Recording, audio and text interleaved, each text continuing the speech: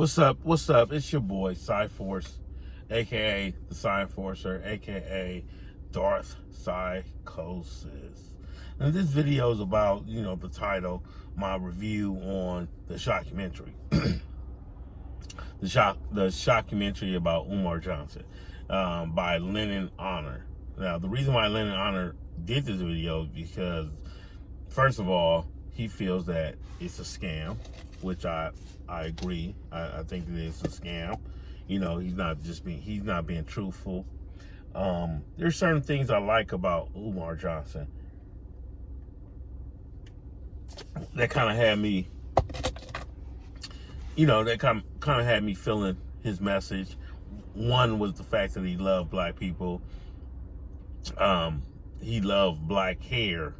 And that's kind of hard to come across, with your average black person, and it's kind of annoying that people, black people, they claim to be so black, and then they start talking about naps and stuff like it's a bad thing. Like, you expect your hair to be white, you know what I'm saying, straight. You want to be like every race have it except ours. Don't that displays naturally that we are more unique than everybody else, or a different breed of humans, kind of sets us apart from the rest in a world where everybody want to assimilate. So I love that about Dr. Umar Johnson.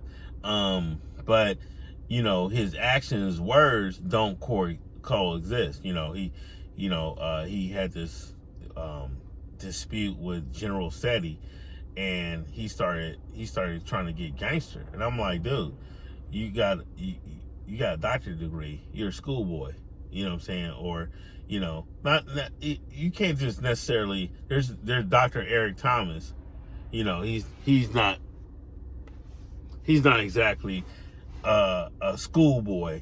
He does come from the streets of Detroit, but he was raised middle class. He does have some respect for education, and now he has tremendous respect for education. But at the same time, you didn't choose the life of a thug. You chose the life of, you chose the life of sitting in class and studying, which is honorable. I'd rather have you killing those books than killing other blacks. So, that's part of our culture, though.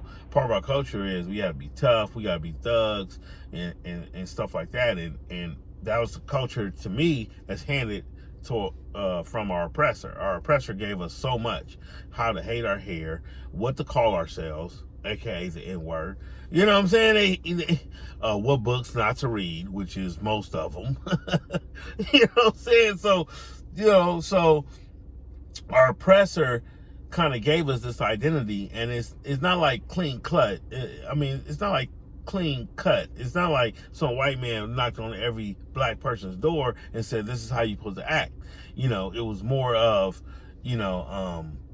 a cultural thing. You know what I'm saying? Like, in slavery, you got to understand, in slavery, the parents had to tell the children inside of slavery, look, when he say the N-word, you respond. Don't think you some African American, or you some black, or you some Hebrew Israelite, or you some Moor, or you Hotep, or you don't say none of that. You're a human being, or no. When he says that, because if he don't get you out, if you don't respond, then you get killed. Same thing as whipping our children, to try to get some of that rebellion out, so the police don't have to whip you to death. So the police don't have to shoot you.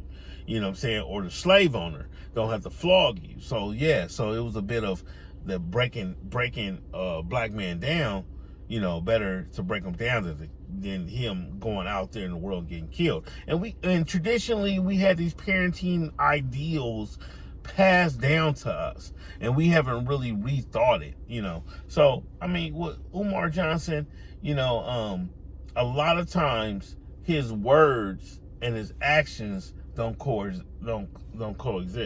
The fact that he got caught with a conscious stripper and she had a blonde weave. Now, me personally, I do not date black women with blonde hair. I don't like that you're trying to act, to me, white. And I'm like, be who you are. Don't try to be something else. You know what I'm saying? If you white, don't try to be black. I'm not going to respect that. I'm not going to call you out on it. I'm just not going to respect it. You know what I'm saying? If you black, don't try to be white. I'm not going to call it out. Just not going to respect it. You know what I'm saying? Be who you are. And that's the problem, man. I live in LA. So in LA, a lot of people try to act like something they're not. You know, they think they're Jay-Z and Beyonce. You know what I'm saying? Or Kim Kardashian and Paris Hilton. You know. But some of the identity crisis that black people have about, like, you know, for instance, being a boss. You know what I'm saying? Like, that type of, we're, like, historically, we have seen white people be bosses.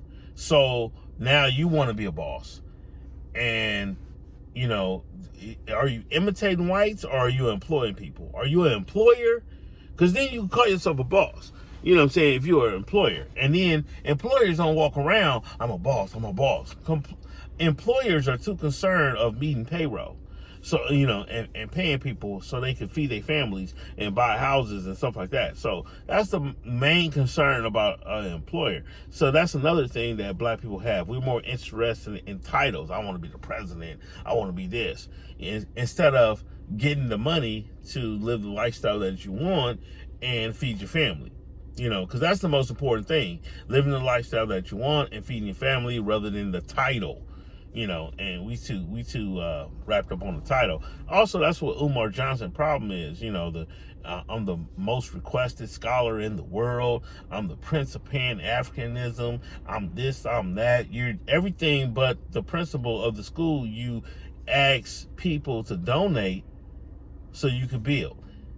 Now, and then they showed anti-Africa Skingali, Make a Change, Lenon Honor. They all show videos with that show Umar Johnson going inside the school and around the school, and their assessment is accurate about it being a abandoned building. You know, and it's categorized to the state as vacant.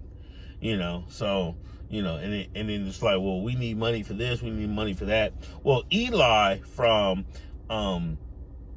Whatever Happened to Common Sense, he said something very fiscal, very financially, you know, accurate, which I study finances as well.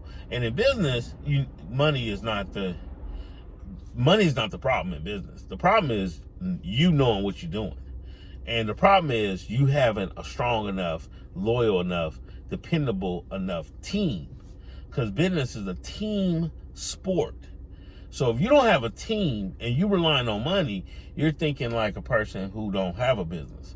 Because the more money you throw, just like our government, the more money they throw at Americans, the bigger our deficit gets. The bigger our deficit gets, the more it affects our dollar bill in your pocket. You know, so now we're at a situation where we have to invest. We must increase our investments to invest. You know, so I'm going all over the place and everything, but you know, that's my criticism, is really about Umar Johnson followers and stuff like that. I think your hatred towards the white man and stuff, the white man, like he's some idol or something. You know, you like y'all are being idolaters and stuff. And, you know, and look, if we have an enemy and he is an oppressor, then our job is to make the right move. Our job is not to complain about what they're doing. It's to make the right move. And trying to force niggas, trying to force black people and trying to force the, people that refer to themselves, the so-called Negro, people refer to themselves as niggas. You can't force them to do nothing. They're not going to be forced to do nothing. Good luck with that. So in this rant, he called for 10% of black boys to be killed. That's unreachable. That don't want to hear nothing. That all they got is a pistol and a reputation, and they try to do the most. Ooh, excuse me. do the most out of that and stuff. And a lot of times I've noticed that these so-called crazy, dudes that's killing other blacks, once they get set down in prison for 10 years and come out at 35 and have nothing, then they start to realize how much bullshit it is. They really realize how much bullshit it is being locked up. And they get some sense on them. And for black men, or men in general, we really get some common sense. We don't have no true guidance. We get some common sense around 30.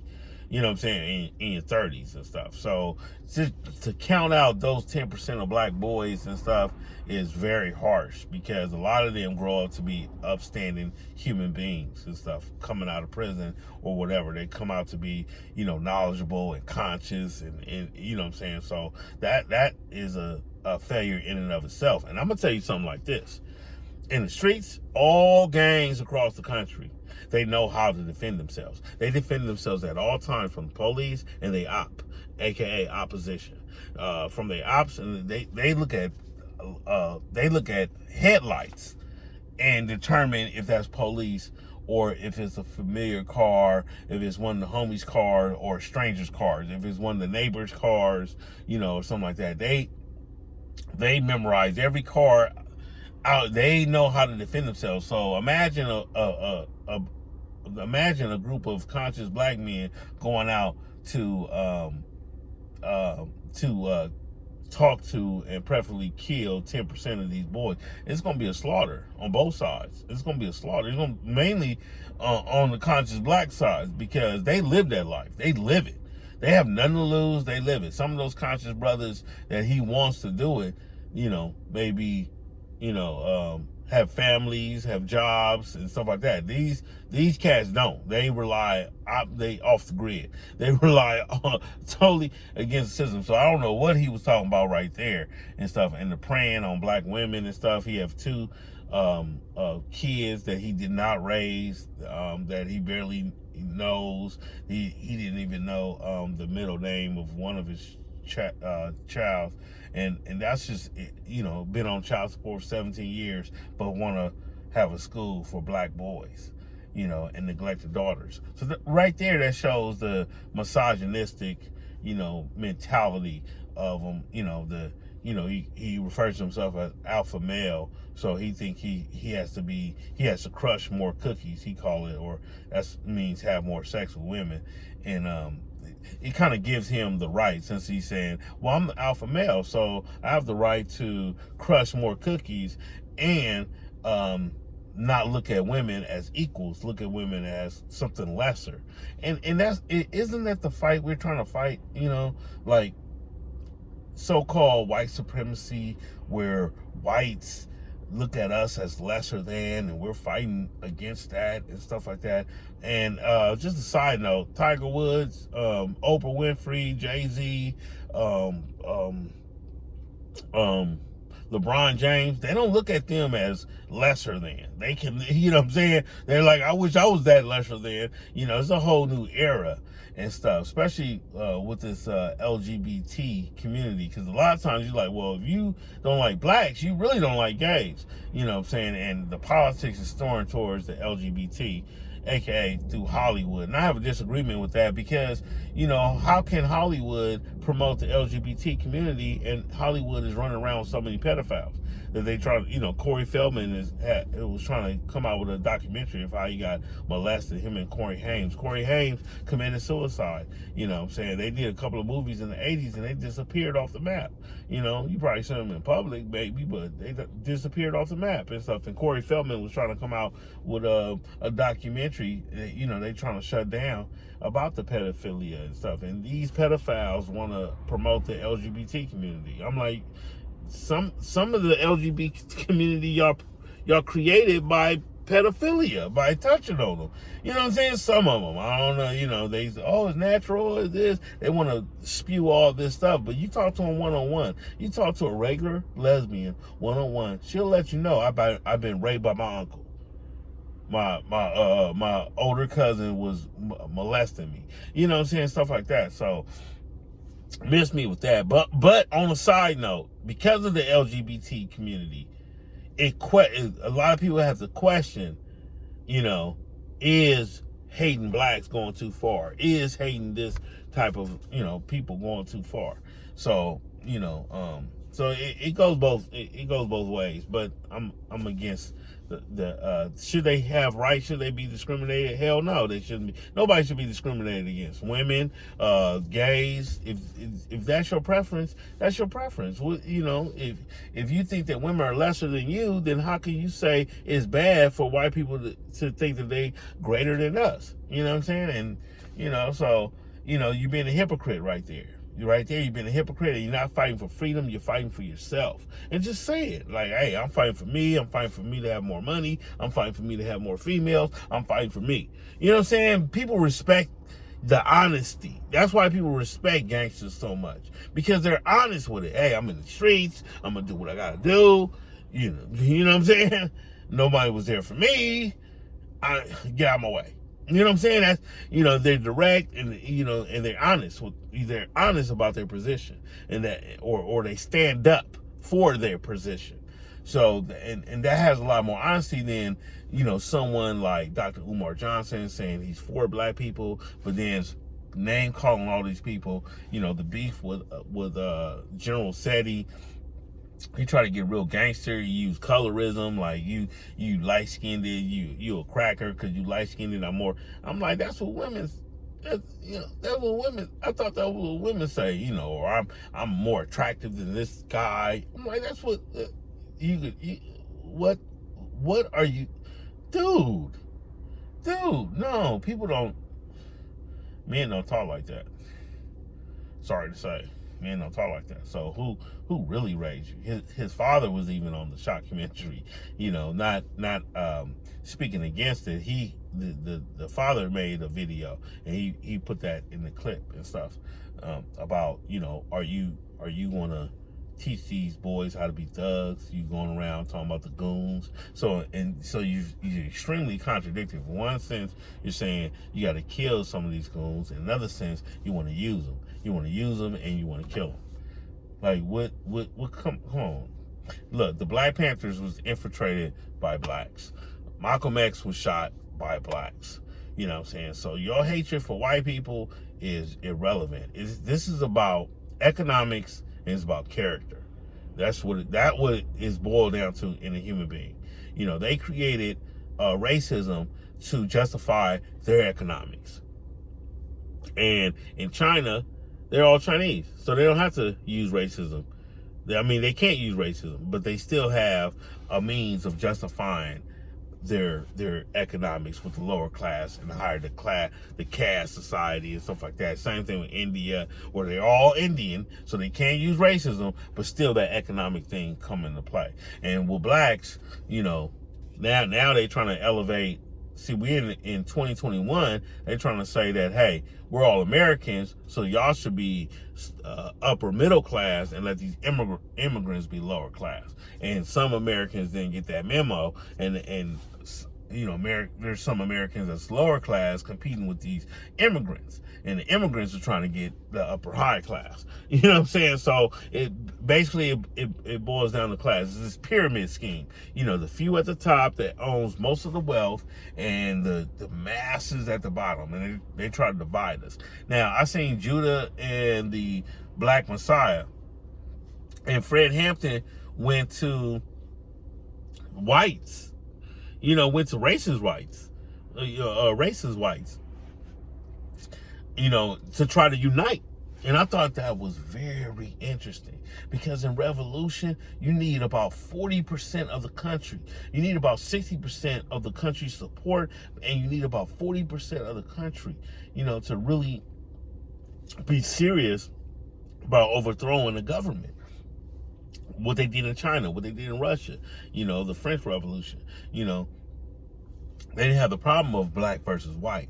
See, and the elitists know, well, at least in America, we could always play this race war thing.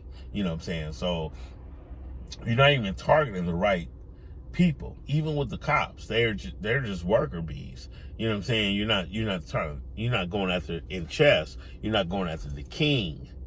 You're letting these pawns, you know, distract you. You know what I'm saying? We're not going for the king. So who is the king? The elitists, of course. Because they pay the politicians, they infiltrate the entertainment industry, they infiltrate the media. So they have all these entertainers coming out speaking their nonsense about what movement should happen, like the LGBT, what president should be in office, try to sway the masses, the minds of the masses, because it's ultimately about control.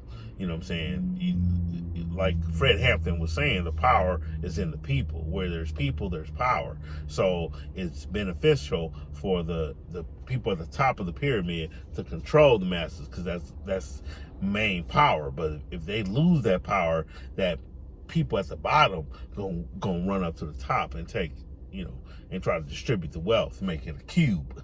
You know what I'm saying? Make it a square or a circle, or take the wealth from them and distribute it amongst masses, in other words. And that's what the elitists don't want. That's what they use all this type of propaganda and media to try to divide us, and they're doing a great job at it, where we don't trust white people don't trust us, we paying taxes and having the police shoot us, all the same, or we pay taxes and have these politicians print up $3-4 trillion and give money to all these different countries and to their buddies, and to all, give billions of dollars to their buddies and stuff, and then give us the peanuts and stuff like that. So we're all in this together, the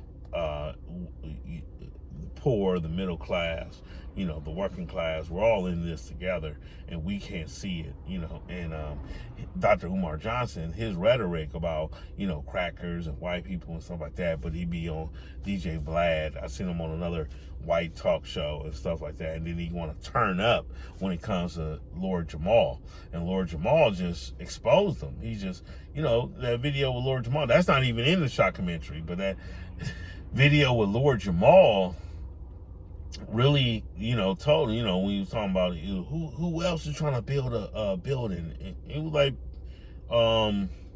Q Butter,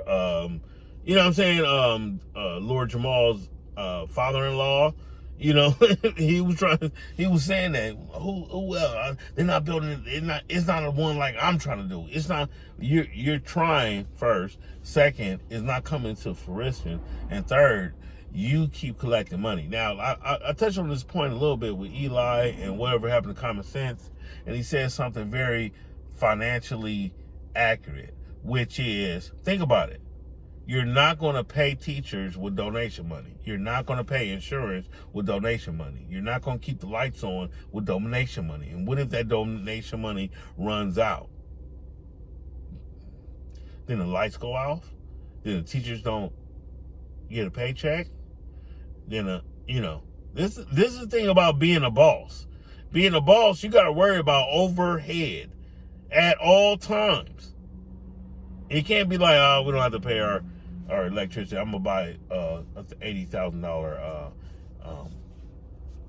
Coach purse for my wife instead of paying the light bill, this month. And no, it's nothing like that. It's nothing like that.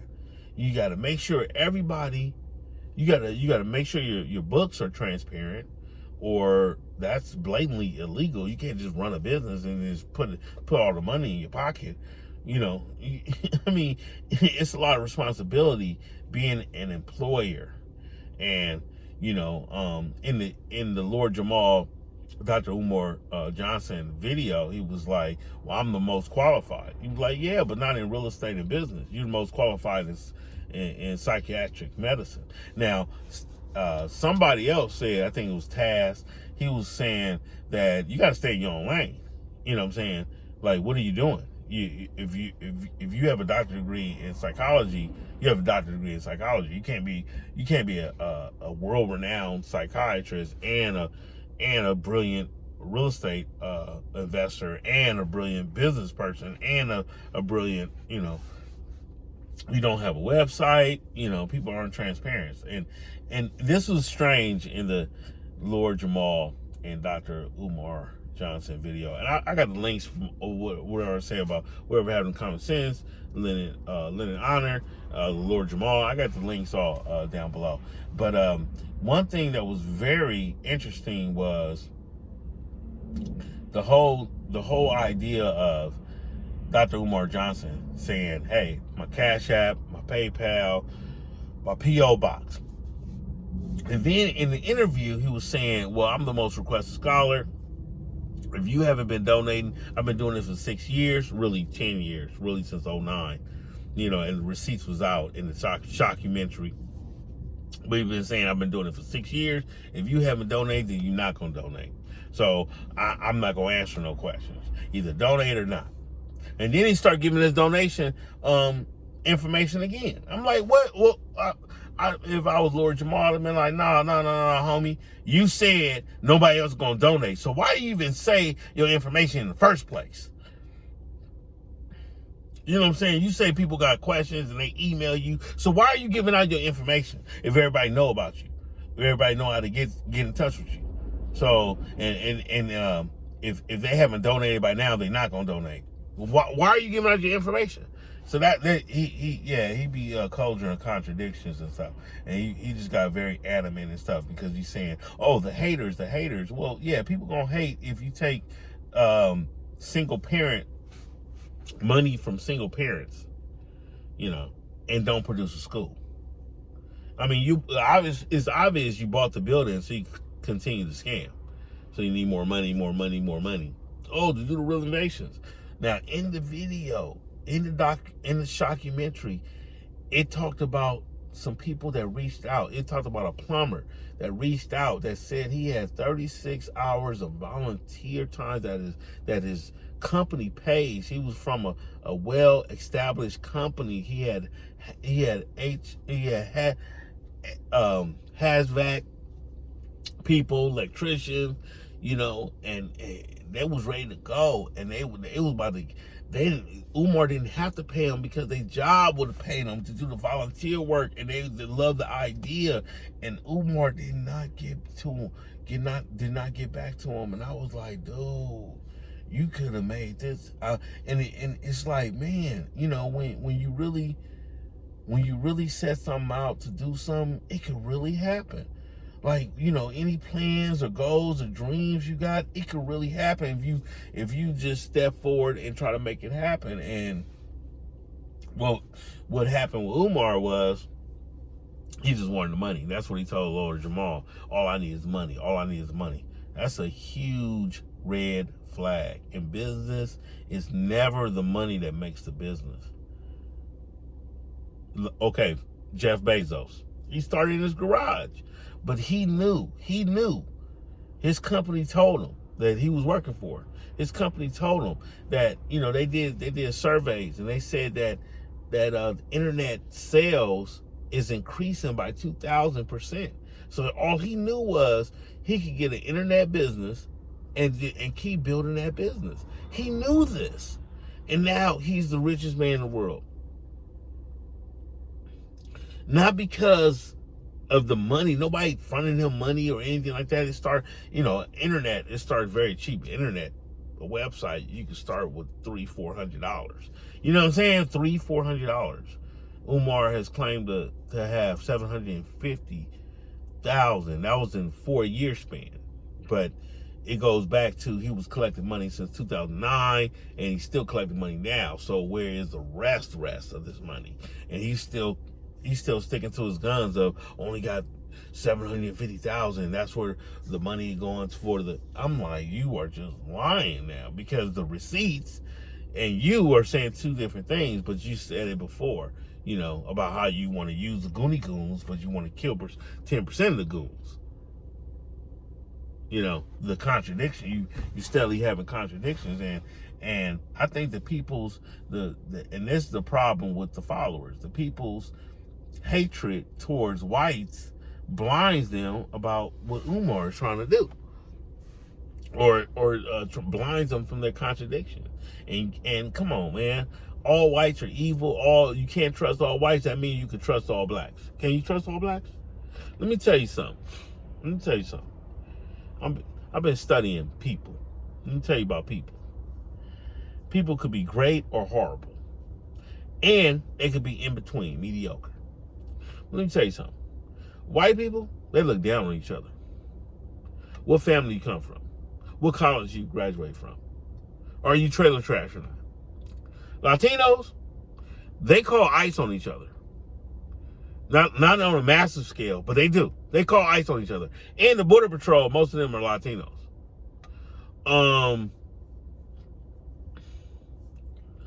Yeah, that's the only example. Asians, yeah. They enslave their own people. In China, Chinese enslave their own people and come to America and like they super balling.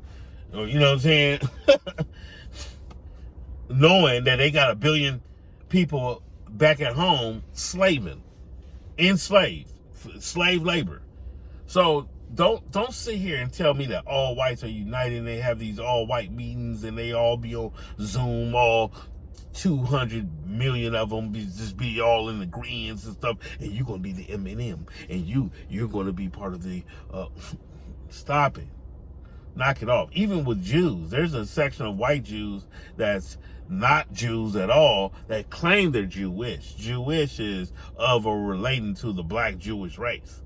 So you got the Jewish people, then you got a section of people that's not even Jews that claim they're Jews, and they own most of the most of the banks and the music and entertainment industry. You know the people I'm talking about. Revelations 2:9 and Revelations 3:9 and stuff. So it's people, it's individuals.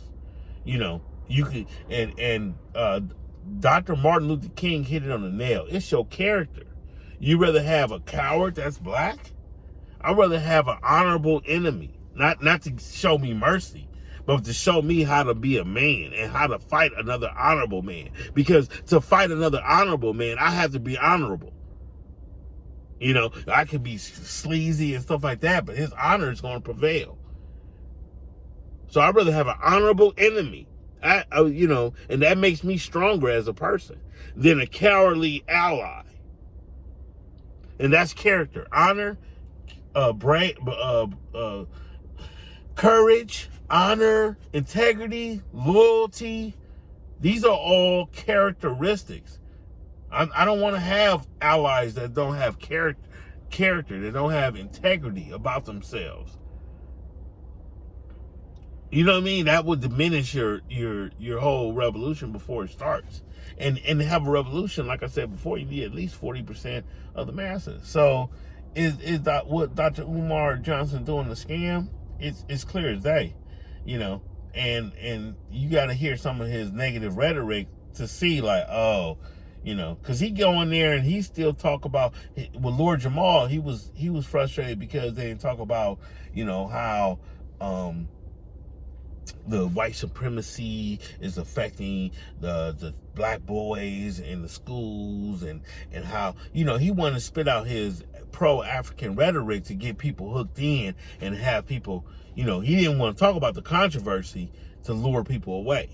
And then he called them haters, but then he started making fun of them like she's ugly, she's a coon, this dude is a child molester, this dude is I'm like, stick to the facts. This is all speculation, homie. Stick to the facts. The fact that you have an abandoned building that you're not even cleaning up the front of it, that people that know where this building is, that live around the area, is watching you, and they seeing that you're not around a lot. You should be in there 24/7, not out somewhere else asking for donations, asking for more donations. And then what? Then you're going to get people involved to help you clean up the stuff. They show in the Shockumentary, in the first 40 seconds, they show Dr. Umar Johnson on a live fan. He was live taping himself, and he accidentally flipped the camera, and it showed the back part, the background, the other side of where he was filming at, and it looked like a trash dump. It looked like people was dumping trash. It looked horrible. That was the first 40 seconds. So I'm like, how you gonna even clean up the school? He can't even clean up his own place. They saying that he's homeless right now. So if you amass some experts are saying 2.5 million. If you amass 2.5 million dollars and you don't even have a place in your own, then they're referring to that some people that know Dr. Umar Johnson is saying that he's on drugs. He's on cocaine. And I was like, whoa, that would explain it. That would explain him tricking off the money. He don't have a bookkeeping. He don't have accounting. Somebody offered to be a bookkeeper and accountant for him. He blocked him. Someone offered to do his website. He blocked him. Who does that? You could have had everything, brother. You could have had everything up and running right now. And then but like I said, the financial, his financial strategy is moot, is null and void. You can't do it. You know what I'm saying? You're not gonna pay the teachers off the donation money. Yes, you can't. No, they're not gonna be able to eat. They're gonna go somewhere else. You're not gonna, you're not gonna keep the lights on like that. You self-sabotage yourself by getting into it with a conscious stripper, and she up here telling her story, and people open up their eyes and stuff. You want a sister that's natural and stuff. You calling sisters coons for having weaves, and you get with a girl with blonde hair, and then you see with a picture. You talk about multicultural, and you get with a girl, Sharon is her name, that's multicultural, that has a white mother. It's like, dude, your words and your actions are two different things. You're not in integrity. So boom, if you're not in integrity, if we prove that you contradict yourself, then how can we believe that the school is about to open now in August 21st, 2021? Right now it's February 13th, 2021. You said you was about to have a Valentine's thing. That didn't happen. You said you wanted to have something in February. That didn't happen. So how are we going to believe you? You said the school about to open up in 2013. And you're like, why? I need the funds. No, you need a team. You had a team. You had people who reached out to you. You had that plumber that reached out. You had all these people. Oh, that's a lie. That's a lie. Well, he wanted to do it this way. No, bro. No. Go and ask Q Butter how he did it. Go and ask Lord Jamal's father-in-law how he did it, because they got their schools up and running. And maybe you do need some government grants. Maybe you need something. A business loan, something. You're like, that's the white man. We need black dollars. No, homie, ain't no such thing as black dollars. Hamilton is on a $10 bill. I don't know if he was a slave owner or not, but Andrew Jackson was. That's why Samuel Jackson, last name is Jackson. That's why Michael Jackson, last name is Jackson. That's why Bo Jackson, last name is Jackson. Andrew Jackson is definitely on a $20 bill, and definitely he was a slave owner. Washington was a slave owner. Denzel Washington. That's why Denzel Washington's name is Washington. Washington was a slave owner. Benjamin Franklin was not a slave owner. He was an abolitionist, but he was part of their cult. You know what I'm saying? So none of this is black dollars. So stop fooling yourself.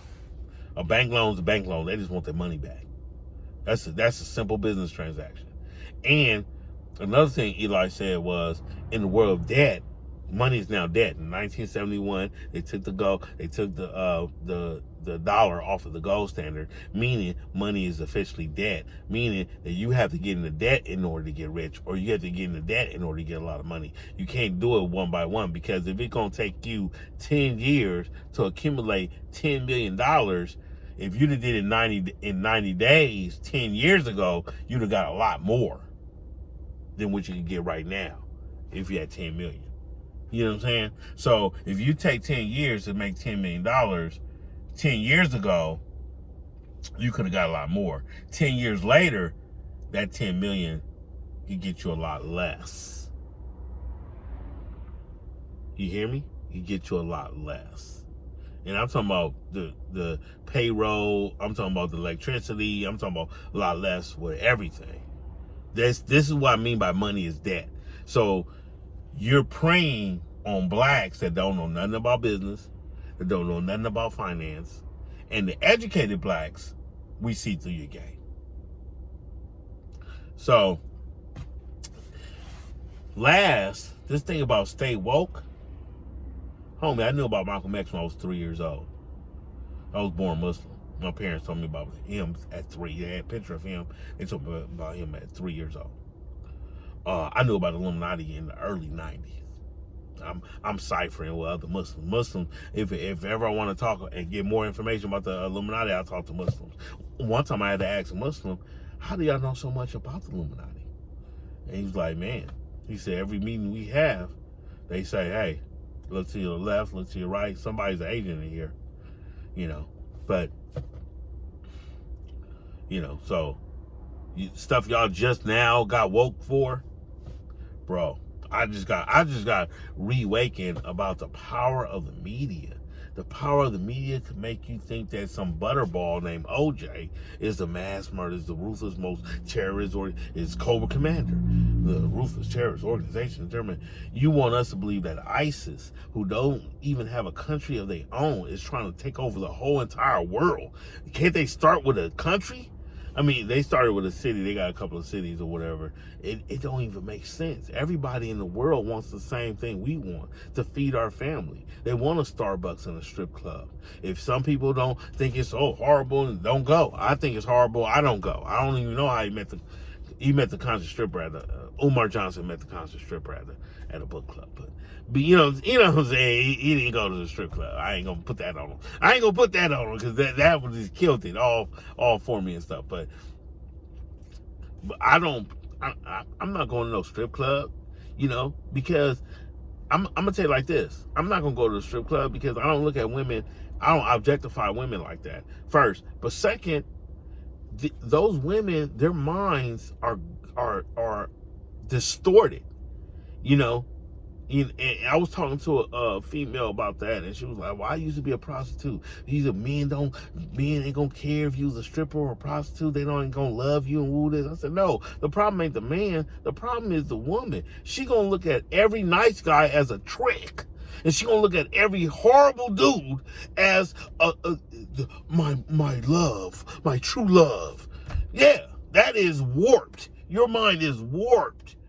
Now if a prostitute or a stripper be like, no, I want a nice dude who treats me right and this and that, yeah, then you start to think right. But who wants someone I don't want a woman to treat me bad. I don't want to treat a woman bad. If a woman thinks that she needs a man to treat her bad, she's gone. I don't care if you're not a stripper and you're not a prostitute. But that's neither here or there. The conscious community, I need y'all to get a little more conscious. I need all this white hatred rhetoric. I'm gonna say it like this. I didn't want to say it like this. I am better than them. And I don't care how much I think I'm better than them, they have the upper hand. So just because you Goliath, don't think a David is not coming for your ass. Okay? Don't think you can't be defeated. I see us as the most powerful race in existence, and yet we've been defeated. So don't underestimate your enemy. And all that hatred because of race, they taught us that. Why would I get their ideology? Why would I think like them? I'm going to think the opposite. If they think racism, I'm going to think multiculturalism. If they think that I shouldn't read, I should go get a master's degree. If they think that I should be poor, I need business, stocks, and real estate. If they think whatever, come on, keep telling me. If they think I'm a nigga, then I must feel like I'm an American. And I'm not going to say that like I love America. I'm going to say I'm American because I was born in America. If I was born in Mexico, I'd be a Mexican. If I was born in the Philippines, I'd be a Filipino. If I was born in Canada, I'd be a Canadian. Come on, I don't even have to tell you that. That's just common sense. That's just regular common sense. So if I feel like my government needs to be overthrown, I gotta get the majority of people, Latinos, whites, blacks, and Asians. I gotta get the majority of people to agree, at least 40%, in order for a revolution to be successful, like it was in the 60s. the stages of a revolution. They didn't do a revolution, but the stages of a revolution was more viable back then than it ever was. You know, it was everybody protesting. It was Brown Berets. It was, you know, Black Panthers. It was Woodstock and hippies. They was boom. They whites, blacks. The whole country was dissenting. Now we just partying. You know, now the media just got our minds. Wherever the media say, oh, COVID gonna kill everybody, they kill it at a 2% rate. At 2%. People that get the COVID, 2% of them are gonna die. 2%. It's at a 0.0006% if you count up how many people there are versus in the world versus how many people died from COVID. And yet there's an evil or more vicious COVID coming. There's this. Malcolm X said, whoever controlled the minds of the masses, whoever controlled the media, controlled the minds of the masses. And they just got our heads. They got our heads all warped up. You want to call Trump a racist, yet he actually sat down with Ice Cube and discussed it and put $10 billion on the table, which Biden has not done yet. Deuces. So keep believing the media. Keep on letting them tell you how to think. And coming up this December in 2021, they're going to start spewing out Santa Claus. So y'all believe the media, y'all believe in Santa, in my book.